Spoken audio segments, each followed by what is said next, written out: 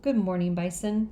All right, so yesterday Luke came across a door that led him outside, and he went out there so excited to finally read the note from Jen's dad, thinking it was going to be some huge revelation, and it was simply two words: blend in, which really angered Luke.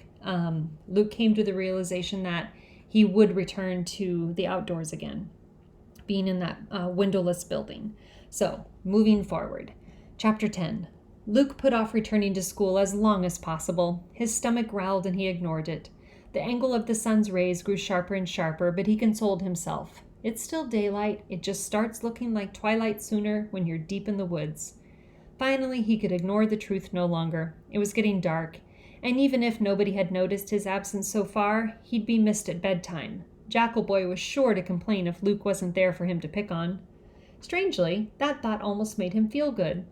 Luke didn't stop to figure that one out. He strode to the edge of the woods, looked around carefully, then took off running across the lawn. Halfway to the school, he was struck by a horrible thought. What if the door was locked? A few steps later, he was close enough to tell. The door wasn't open anymore. It wasn't even ajar. Luke dashed even faster across the lawn as if he could outrun his panic. His heart pounded, and it wasn't just from running. He'd been so stupid going out the door in the first place.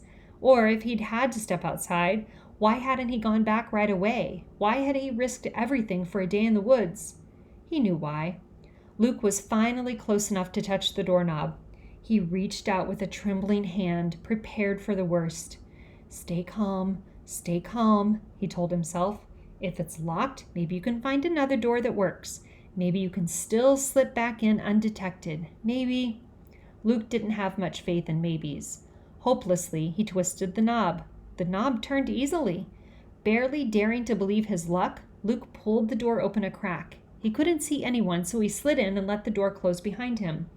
It was dark at this end of the hall. He appreciated the shadows. Luke was tiptoeing past vacant classrooms when he heard the shout, "Hey, what are you doing down here?" It was one of the hall monitors. I got lost," Luke said, not stammering any more than he would have under normal circumstances, and the excuse was entirely plausible. Hadn't he been lost a million times so far at school? But he didn't know what he was missing. Supper, the evening lecture, lights out. The hall monitor peered at him suspiciously. "Nobody's supposed to be in this wing of the building right now," he said. "Why did you leave the dining hall?" Luke got a sudden inspiration. "I got sick," he said. "I ran out to go to the bathroom, then I got lost when I was going back." The hall monitor looked skeptical. "The bathroom's right across from the dining hall," he said. I wasn't paying attention. I'm new. I was sick."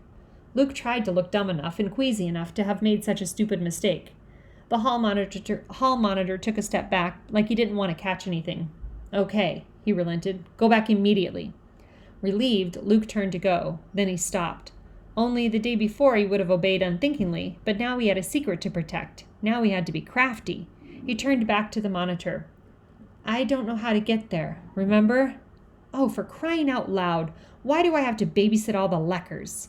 He took Luke's arm and jerked him to the right. "Go that way, turn left at the first hallway, then left and right again. Just get out of here." The hall monitor sounded a little panicked himself.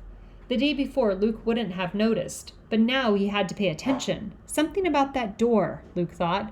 Why is the hall monitor so desperate to get me away from it? Luke was still pondering that question when he reached the doors to the dining hall. They burst open and boys streamed out. Luke's timing was perfect. He'd gotten there just as everyone was heading toward the evening lecture. He blended in.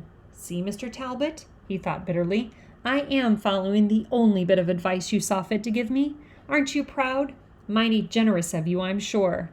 But some of Luke's bitterness had eased. The note had been worthless, but he had had the woods to think about now. And if the note had led him to the woods, well, he did have reason to be grateful to Jen's dad, didn't he? Nobody challenged Luke as he walked into the lecture room and sat down. Nobody asked, "Where have you been all day?" Nobody ordered him, "Never leave this building again." He'd gotten away with it. He could get away with it again. Luke longed to race straight to the woods as soon as he woke up the next morning. It was torture to stand patiently beside all the other boys, splashing water on his face. It was torture to sit still and slowly spoon in the lumpy oatmeal when he longed to gulp it down and get out of there. Though, since he'd missed 2 meals the day before, it was amazing how delicious the oatmeal seemed for once. It was torture waiting for the cafeteria doors to open and release everyone else to classes and Luke to the woods. As soon as breakfast was over, he took off, all but running. Surprisingly, given how confused he usually got in the Hendricks halls, he managed to make a beeline straight for the door, without once making a wrong turn and having to retrace his steps. Approaching the door, he slowed down, waiting for the crowd to clear in the hall. Finally, there was only Luke and a hall monitor several yards away. The door wasn't open today, but Luke was confident that it wasn't locked. He was confident that he could slip out quickly enough. He glanced back. The monitor was looking the other way. Now! Luke reached for the doorknob and then drew back. At the last minute, it was like someone or something screamed, "No!" in his mind. Mother had talked about God sometimes. Maybe that's who it was. Or maybe it was Jen's spirit come to help what he thought about God or ghosts or even his own intelligence. But he knew he couldn't risk going to the woods today.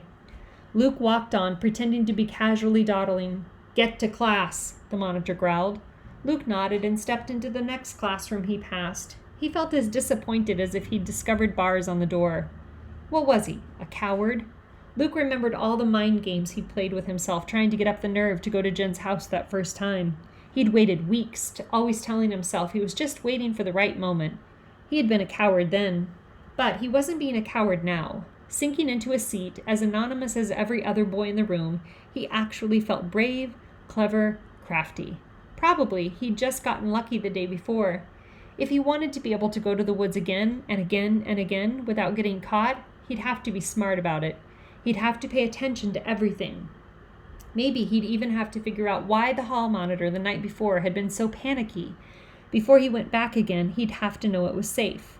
Luke looked around the room. Up front, the teacher was drawing complicated-looking mathematical formulas on the chalkboard. Luke couldn't have solved any of them if his life depended on it. But for once, instead of sinking into despair and staring down at the desk in front of him, Luke got the nerve to peer around at the other boys. A few were watching the teacher. A few were taking notes. No, they were drawing pictures of naked girls. Some were blatantly sleeping, their mouths slack-jawed, and some were sitting off to the side, their arms clutched around their legs, rocking. Luke stared. He didn't have much to go on, since he'd only known 6 people before in his entire life. But that rocking certainly didn't seem like normal behavior. Eventually, the bell rang, and he stumbled into another class. It was the same there. Some boys acting normal, some boys rocking endlessly. Why hadn't he noticed anything like that before?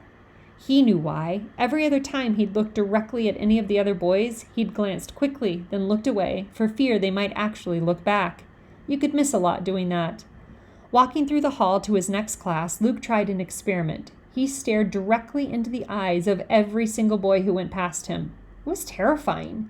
Even worse than running blindly across a lawn. Luke's stomach seized up, and he thought he might actually throw up his breakfast oatmeal. He thought his legs might crumple under him in fear. But it was also interesting. Most of the other boys he passed looked away as soon as Luke made eye contact. Some of them seemed to have a sort of sixth sense that warned them off from letting Luke look at them in the first place.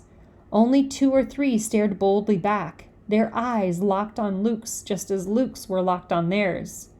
Remember them, Luke ordered himself. But it took all his willpower just to keep himself from looking away. When he finally arrived in a classroom doorway, Luke was shaking all over. I gave something away, just then, he thought. Now they'll know. But he didn't know who they were. Luke made himself wait an entire week before he went back to the woods. But in that time, no matter how closely he paid attention to everything, the mysteries only seemed to multiply. For example, by the end of the week, Luke was even more baffled by the lack of windows than ever before, because he had discovered there wasn't a single window in the entire place.